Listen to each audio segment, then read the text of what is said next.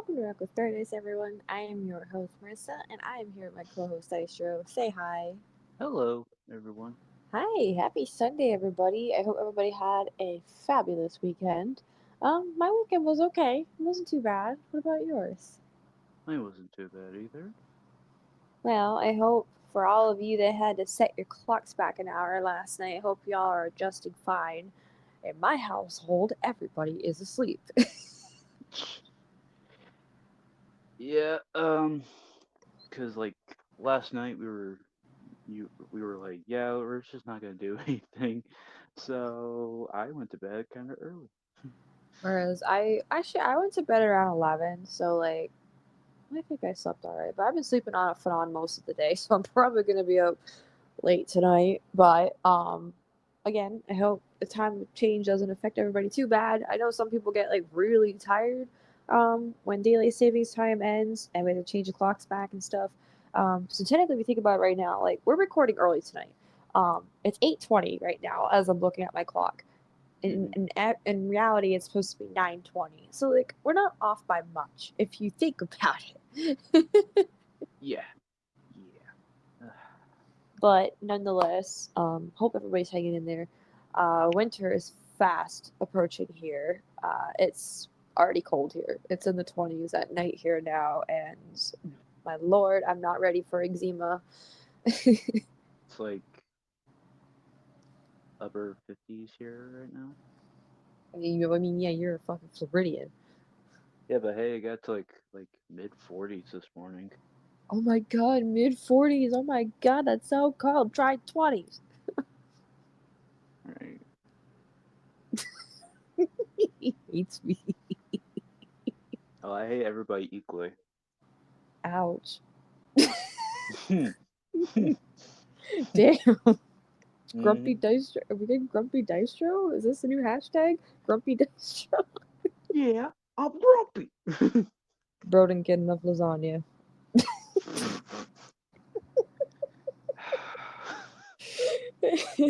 Shit. Okay.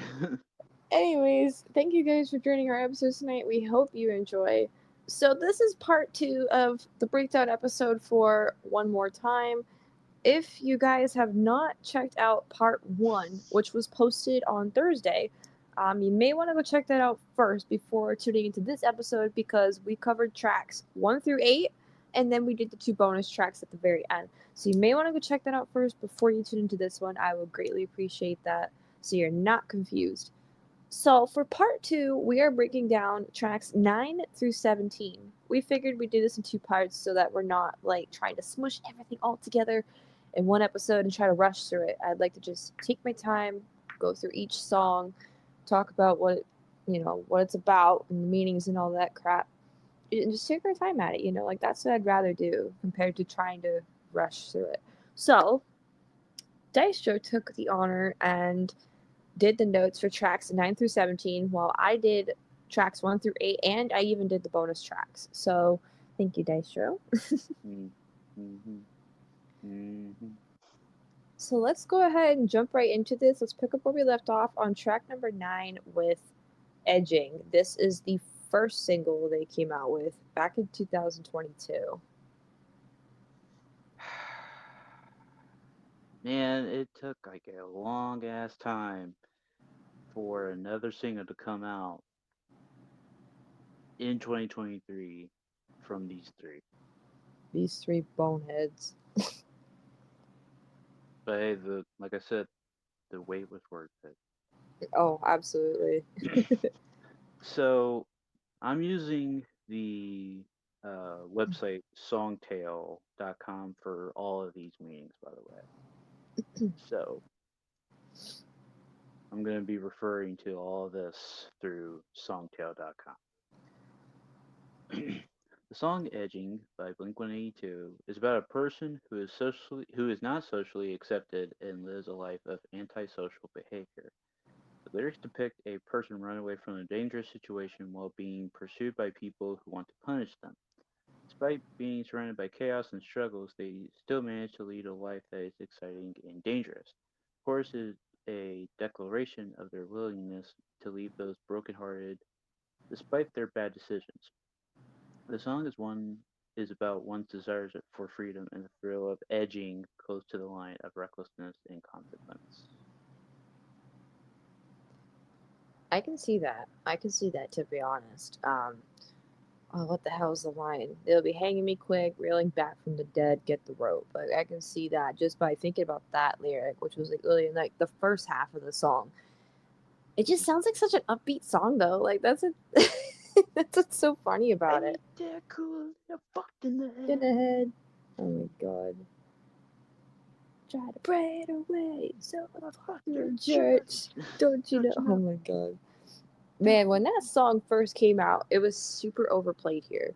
But like now, because okay, actually, I don't want to get too in deep with this topic. I'm gonna try to veer off of this, but I don't hear this song as much anymore for a few reasons, which again I will explain in a later episode. There's a whole spiel I want to talk to you guys about later on, in a Uh-huh. different episode down the road.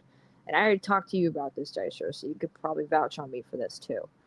Mhm. Um, so I love edging though. Like as of right now, according to Last FM Bot, which tracks all of your Spotify plays, by the way, if you guys want to use that, according to that, Edging is my most played Blink song for some fucking reason.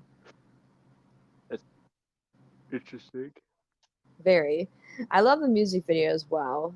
They're dressed as fucking like there's like the bunnies and like fucking Tom's making out with one of the bunnies on the Ferris wheel, and you have Mark just dancing with the bunny on the Ferris wheel. And then Travis like spinning the This fucking drumstick, he drumstick. wants nothing to do with the He's fucking just like, bunny. what the fuck am I doing here? He's like the only kind of like normal guy in the group, honestly. uh, yeah, true.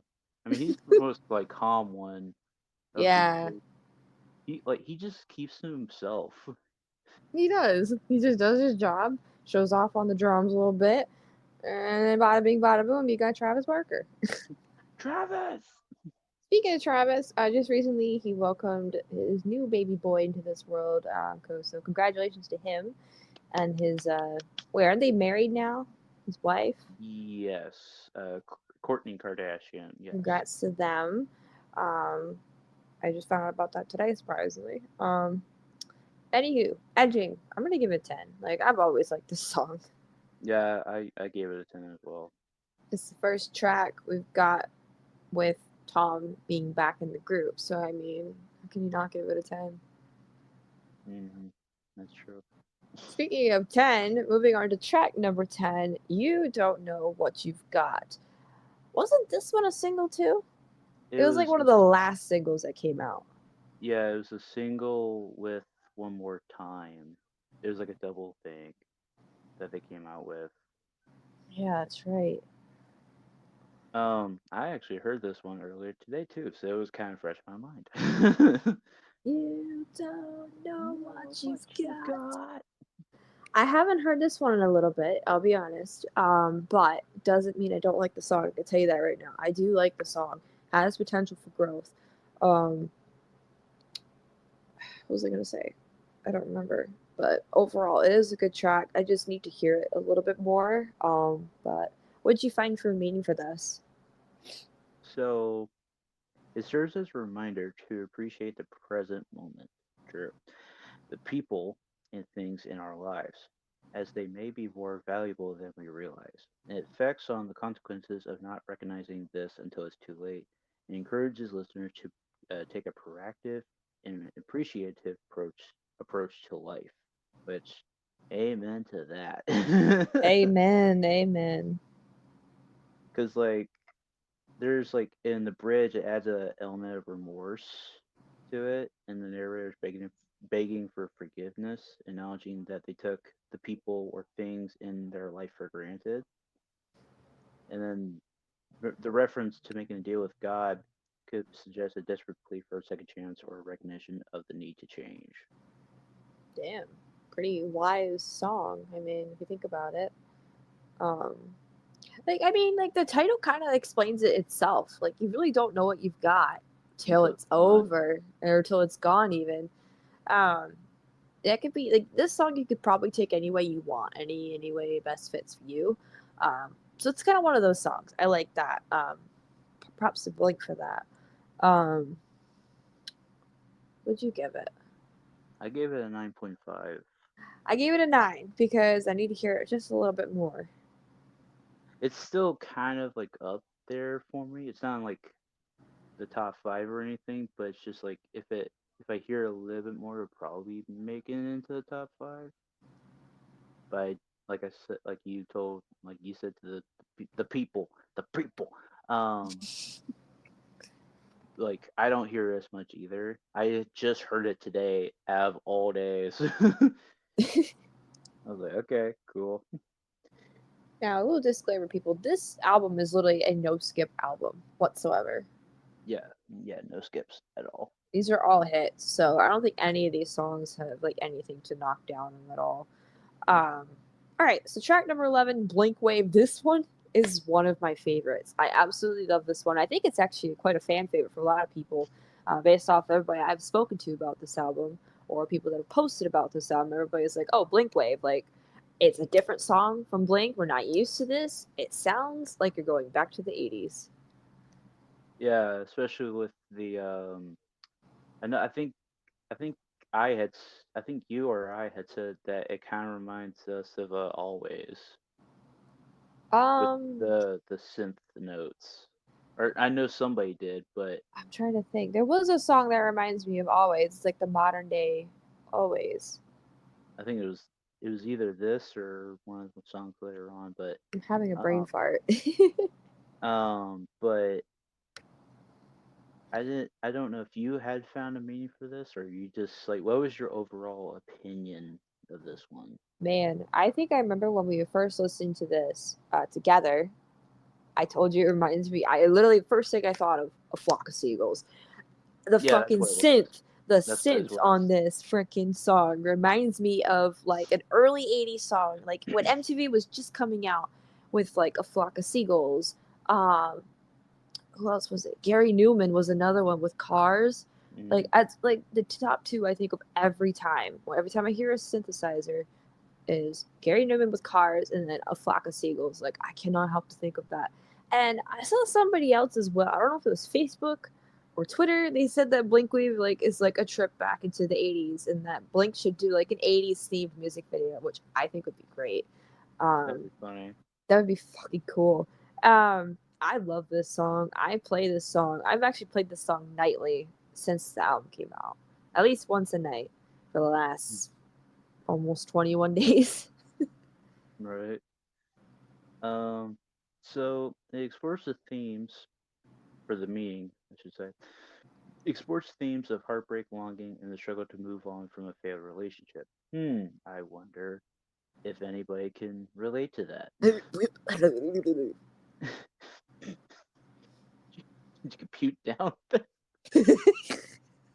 The song the song captures the emotional turmoil experienced by the narrator after the breakup, and it goes into like all the verses and like how Mark reflects on the difficulties encountered in the relationship, symbolized by his nervous system being a wreck.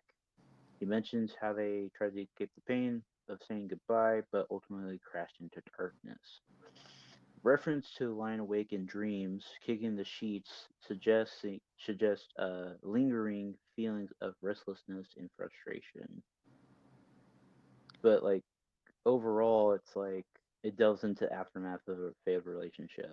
So yeah, I think you were right. I think I was the one that recalled saying this is like the modern day always. The reason why I said that, I saw somebody, I think it was TikTok or Reddit, they said the same thing.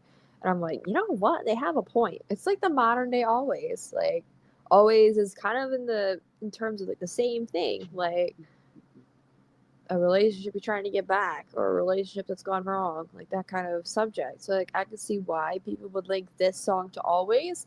Um Overall though, this song is a straight up banger. Hmm. It's catchy. Yes, it is very catchy. So would you give it? I gave it a 10 out of 10. Me too. Me too. Golf clap. Moving on to track number 12 with Bad News. I remember this one too. Oh man, it's like bad news.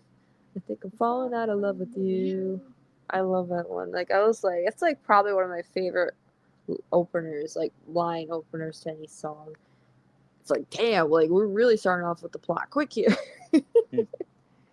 And this one, I was gonna say, this one again is about a failed relationship too. I mean, self-explanatory. If you read, if you, sometimes you just have to read the lyrics, you can already understand what the song is talking about. Um, Even though I don't hear this one a lot, it's still fresh in my head, and I really, really liked it when we first played it.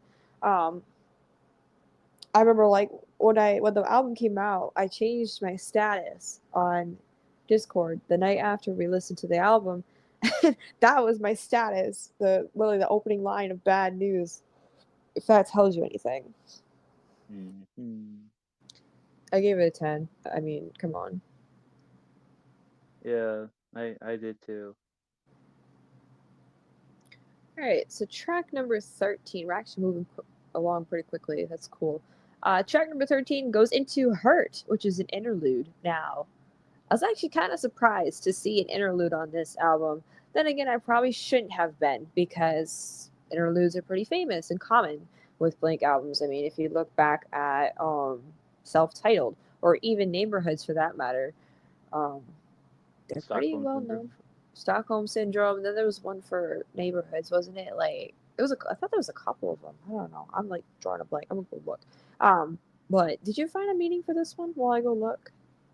Yes, I actually found one for this actually, which is surprising. Surprising, yeah. Um, it says Blink-182 explores the emotional pain and turmoil that can accompany love and heartbreak. I'm sensing a theme with these three. Yeah. um, the lyrics invoke a sense of familiarity with suffering, questioning whether the listener has experienced such intense hurt before. I wonder why. Um, it suggests that when your heart is already damaged, it becomes vulnerable and prone to further pain. The reference to tears on the mind and falling apart every time implies a cycle of heartbreak and emotional breakdown that seems to repeat itself. This could suggest a pattern of getting hurt in relationships, or perhaps the difficulty of escaping the grasp of past traumas. Hmm. Blink's coming to fucking attack me here. The lyrics also touch upon the intensity of love, emphasizing that when someone's heart is laid on the floor, it leaves them incredibly vulnerable and exposed. Love is depicted as both beautiful and destructive, as it could blind us to potential harm it may cause. I mean, that is not wrong. Like, when you're in love, like, you're just so focused on that person. Like, you kind of tend to forget everything around you. And, like, when that person hurts you, you don't see it. Like, you don't see it right away. Sometimes it takes multiple times to get hurt from said person to really open up your eyes and be like, oh shit, this person's doing a lot more damage to me than I thought.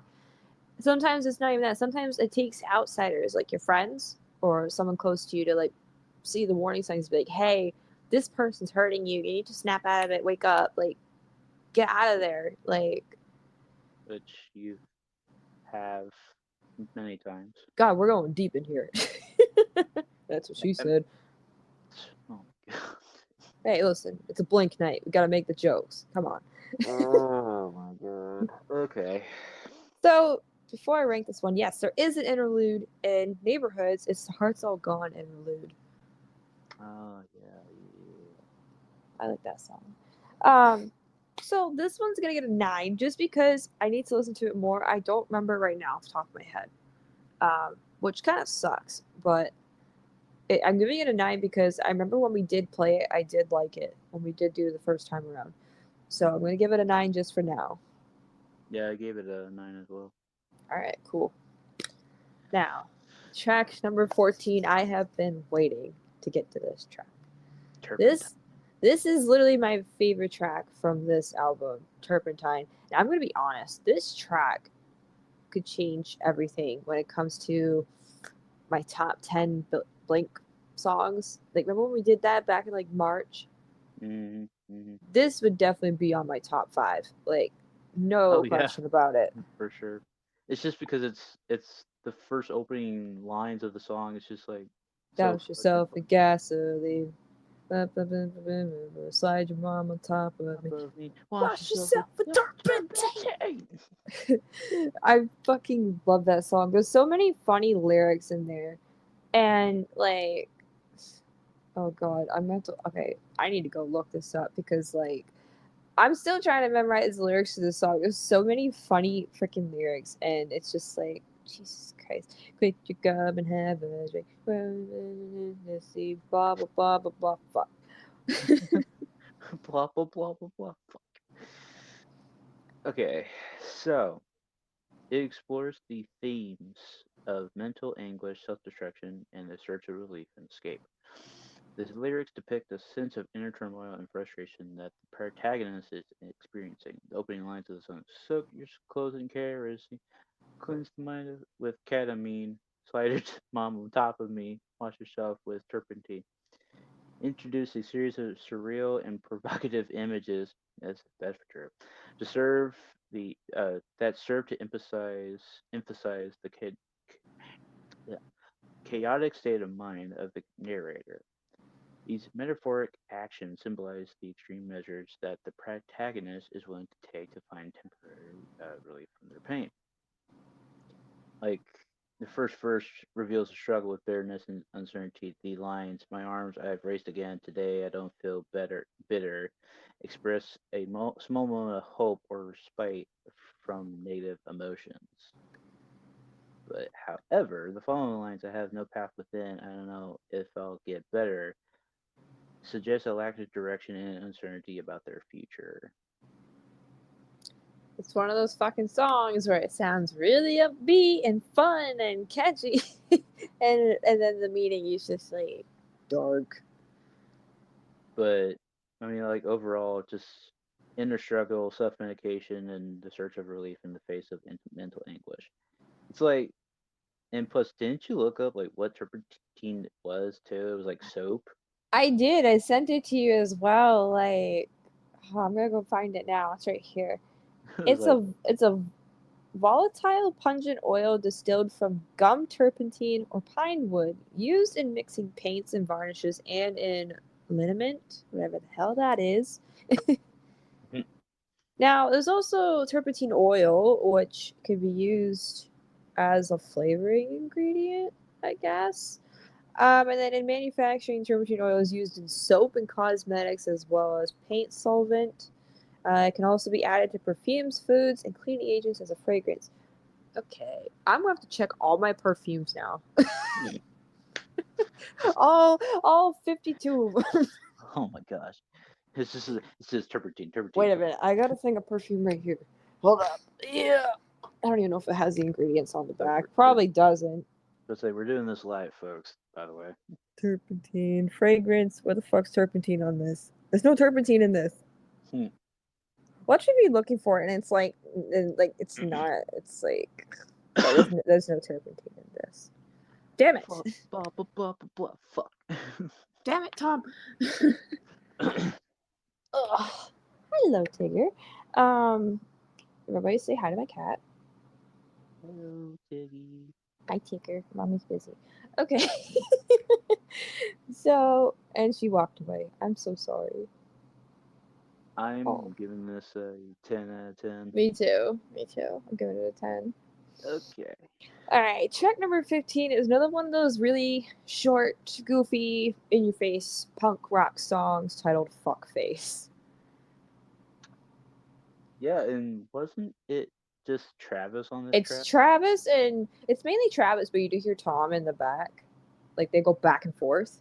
Right. Shut up, you talked about, you talked about, you talked about, shut up, you talked about, you talk too fucking much.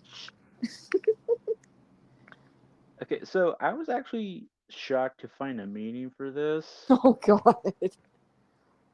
So it says it appears to be a straightforward expression of frustration and annoyance towards someone who talks excessively.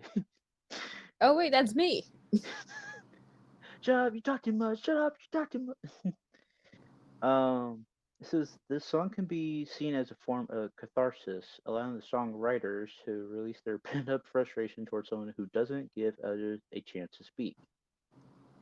may also serve as a relatable anthem for listeners who have experienced similar situations and can identify with feeling overwhelmed by someone's incessant talking. Well, Hmm. no, no, don't do not do me like that. Don't do me like that. No, Oh we're my not doing god. Tom Petty. Don't do me like that. No. But I'm actually serious. I love that song. I love Fuck Face. I love those really short, funny, in your face Blink songs.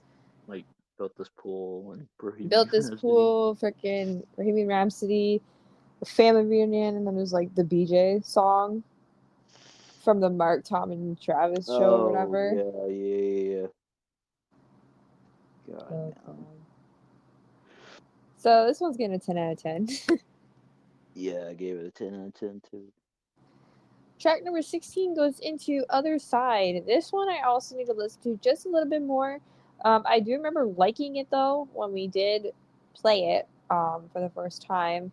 I remember when we finished the album. I remember I had went back during VC with you, me, and our friend Faded, who you guys may remember from ages ago. Um, we're talking Spotify days, folks. Um, Hmm. I remember I found the meaning for Other Side, and I remember telling you guys about it. It didn't have to do with loss.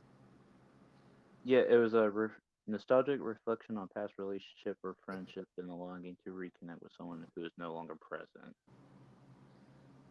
Hmm. Okay. That's what I found from Songtail though, but Yeah, I'm gonna look and see if I can find the one that I found real quick, if you don't mind. Like, cause this one always intrigued me. Um. I mean there was a reference to the Banshees in the Oh, song. here it is. Okay, so Other Side is actually a tribute to a longtime Blink 182 crew member and Mark Hoppus's bass tech Robert Noyes Ortiz, who had passed away in May of last year. The song not only talks about the impact Robert had on Hoppus and the band, but it also mentions other artists like The Cure who have influenced Blink 182's music. Hmm. I knew it had to do something with loss. I just couldn't remember. I knew it had to do with Mark and loss, but I couldn't remember who he was talking about. So now we know it was Mark's bass technician as well as one of their crew members. Um, Also, rest in peace. I actually kind of remember when he passed away too. I didn't know who he was, but I knew like Mark had posted something on Instagram like, "Oh, it must be somebody that Mark and them worked with during their time in Blink." I'm like, "Damn, that sucks." But yeah, I'm gonna have to go back and listen to that song again. Hmm. I gave it a 9 just for now. It is a good song though. I gave it a 9.5 for me. All right, that's good. Okay, moving on to the closing track with track 17, Childhood. This one is so good. I think it's the perfect closer, especially with like the almost half a minute outro with the synthesizer kind of techno sounding thing. Um, it's again another one of those experimental different tracks that we're not used to hearing from Blink. It's kind of like another Blink Wave situation, but I really like this. This song kind of ties the album up together. So this is also where I wanted to bring my point in about something I said in the last episode. So in part one, I did say that there is an ongoing theme with this album, with a variety of tracks, such as Childhood. Let me see. I believe I also said One More Time, and then I also said When We Were Young was like another one of those tracks. Anthem Part 3, I guess you could tie into that as well. Overall, the theme kind of here is kind of just like nostalgia, looking back on your childhood, your past self, your mistakes you've made, the fun times you had, what you wish could have changed, what you wish you could have changed, I should say. Um, that's kind of the theme I'm sensing here, and I think childhood really ties this album together in that aspect. If you're looking at it with that aspect, um, I mean, childhood, like the title explains itself with this song, but I do want to hear what you found.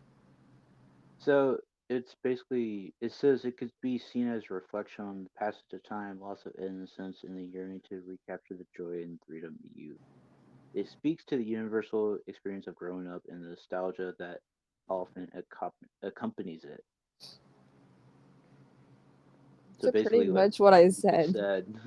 Yeah, this song is so good. I got chills when we first heard it. Like I remember when we heard like the first note, I'm like, ooh.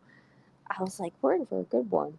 And I seriously, like I said, it ties the whole album together. And I think that's the whole point of a closing track. I've said this before, but the whole point of a closing track is kind of what's supposed to tie your whole album together.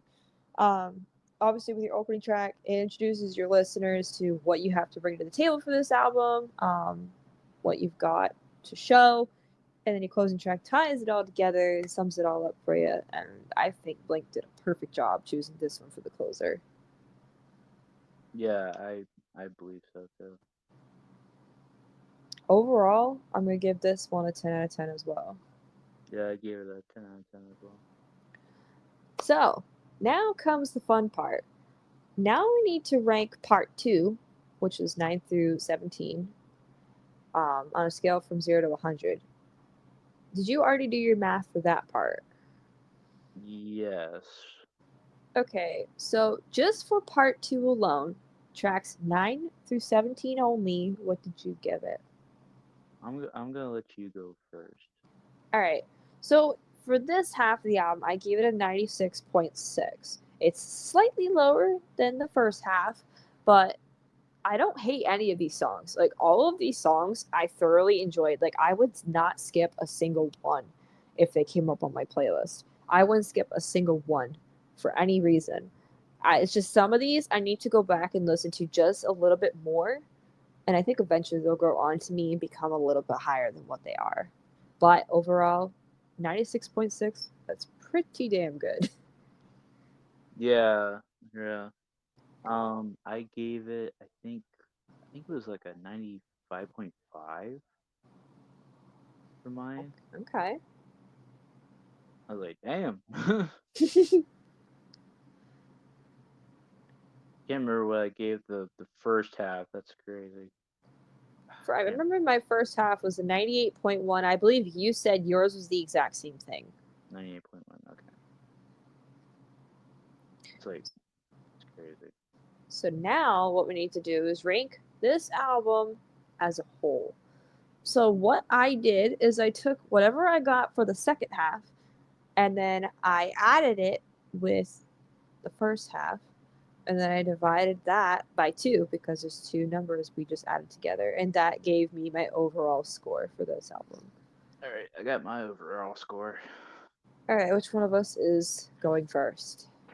I'll actually go first this one. Okay, go ahead. I got 96.8. Wow, we're actually pretty close. Damn. I got a 97.4. Oh, point what? Point six off. Yeah, about zero point 0.6 off. It still does not beat my highest album, which is still Adrenalize by Def Leppard. Is it? I suppose is it crazy that like I can't remember my? I think my highest one was what like I can't Fuck, remember. I really wish I could remember which one of yours was the highest. I Because think I knew mine was always going to be Def Leppard to Generalize. Like when we did that episode, like that's like the only episode I gave it 100, yeah. because like that album is straight hits for me. But like it's gonna be hard to beat that. And Blinks came close. I'm not gonna lie, Blinks came pretty close. I think this is the highest one I've had in a long time I think since this Def Leppard. I think this one is either the second highest. I think for mine.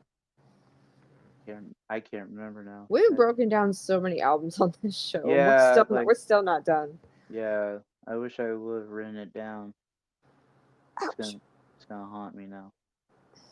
So to sum this album up as a whole, I think it's a great return for Blink 182 with their semi OG lineup. Again, I say semi because Scott was in the original lineup.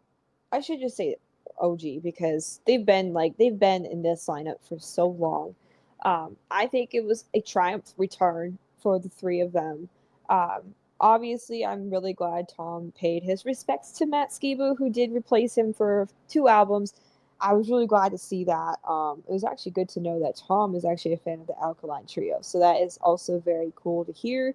But if I were you, I would definitely take a listen to this album if you have not done so already. Whether you're kind of a newer Blink fan and you're just getting into them, or if you're an old school Blink fan and you've been a fan almost since the very beginning, I definitely recommend this album to just about anybody who likes pop punk.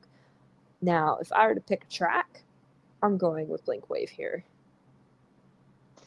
If I had to pick a track for myself, um, that's a tough one.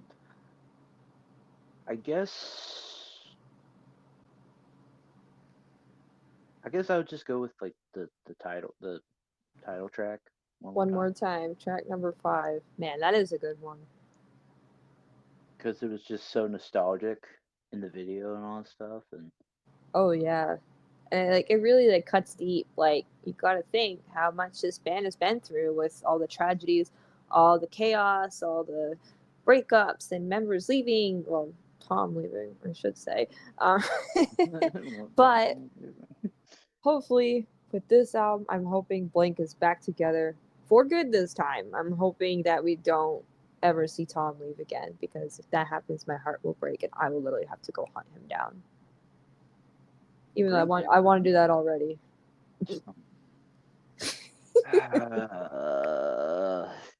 And this, I gotta deal with this every day, folks. I gotta deal with this every day. Yes, 95% of the day as well. 95%. Actually, no. I live in your dreams too. I'm in your head rent free. Yes, that is for true. So 100%. So, my friends, that concludes the breakdown for one more time. We hope you enjoyed. If you have listened to this album already, what is your favorite track? Which one did you like out of all of them? Let us know down in the comments or on social media, wherever you'd like to talk to us. We'd love to hear from you guys. So, man, when one pilgrimage ends, another one starts on this show. So, we recently just finished our Van Halen pilgrimage not too long ago. Not gonna lie, this one took a while, it feels like. Like, we had started this back in the second week of August, August 9th to be exact. And we just finished it just before Halloween. That's Almost 2 weeks ago. yeah. So So, the time has come to finally start talking about our Van Halen pilgrimage. What a better way to start with our top 10 Van Halen songs. But this is going to be considered a revisited episode because we did do a top 10 Van Halen songs episode last year before we did our pilgrimage. So we did that as part of the Van Halen special thing that we did over the summer last year. I believe we had like pre-recorded some episodes for when I went to Canada last summer, and that was one of them. So this is going to be interesting because lots has changed. We've heard of every single album now from start to finish. Some we've loved, some we've hated, some were okay, but I think our song lists are going to be nowhere near the same as they were last year. probably not. No. So, our top 10 Van Halen songs episode revisited will be coming up this Thursday. I cannot wait to do this with you guys. Um, we'll have another Van Halen episode coming out this month as well, ranking the albums from worst to best. So you guys may want to stay tuned for that as well later this month. But I have tonight's song of the night. I'm actually a little late making this announcement. So unfortunately, I made an announcement, oh God, several months ago when Aerosmith had mentioned going on their farewell tour starting next year. I believe their first stop was supposed to be Montreal. However, this is not going to be happening anytime soon. Unfortunately, they had to postpone all of their dates at this time. They had to cancel all of their dates right now. Originally, what we thought was Steven Tyler had suffered something gone wrong with his vocal cords.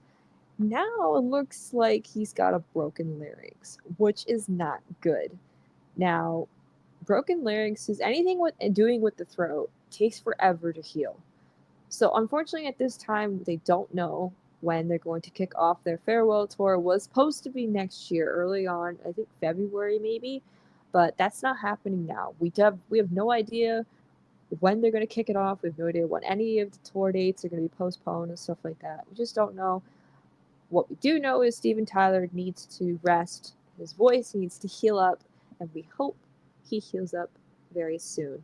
I know there's a lot of Aerosmith fans out there. Our friend Corey actually is an Aerosmith fan. I'm an Aerosmith fan. So why not spread a little bit of Aerosmith cheer here and hope that Steven Tyler gets better with a song by Aerosmith? And I decided to go with Angel just because I haven't heard that song in a while. And I remember hearing it in my childhood. I had it on an MP3 player, believe it or not. My parents put a whole bunch of their music on a little pill shaped MP3 player for me when I was a kid, and that's how I got into their music somewhat. And that song was on there. I'm like, you know what? Let me put that for tonight's song of the night. Like, what a better way to do that? So, tonight's song of the night is Angel by Aerosmith. So, I actually think there is a music video for this as well. So if you guys want to take a listen, there will be a link that'll pop up at the top right hand corner of this episode at the very end. Go ahead, watch the music video, take a listen. And again, our thoughts and prayers go out to Steven Tyler and the rest of Aerosmith. Um, I know how important it is for a band to do a farewell tour to kind of wrap up their career. I know Kiss is doing one right now. Kiss is actually coming to Montreal in sometime this month, later this month. So again, I know how important it is for people who want to go see farewell tours, their favorite bands. Um, so hopefully they can heal up and get back out on the road. I know some people are waiting. So if you guys stuck around to the very end, we greatly appreciate your support. Be sure to go on ahead and follow us on social media by clicking on that link in the description below, which will take you to Linktree. We have Instagram, Reddit, TikTok, and Twitter.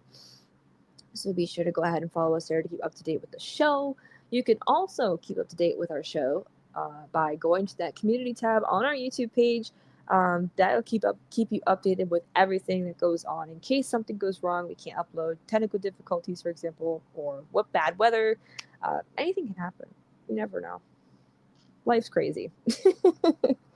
um, Also, Dystro's YouTube channel is there as well, where he uploads weekly gaming content. I'm in there too sometimes. We do play video games outside of the show. We want to get you to 1,100 subscribers by December 1st. But what are you at right now? I'm at 1,040 right now. Oh, okay. So you're moving. You're moving. And what? Today's only the 5th of November. So we Yep. still have plenty of time. It's not impossible. So if I were you guys, I would go ahead and subscribe to him. Go share his stuff around. Show him some love. Let's get him to 1,100. Also, take a listen to tonight's Song of the Night, Angel by Aerosmith. And that's it. Thank you guys for listening. And we will catch you guys this Thursday.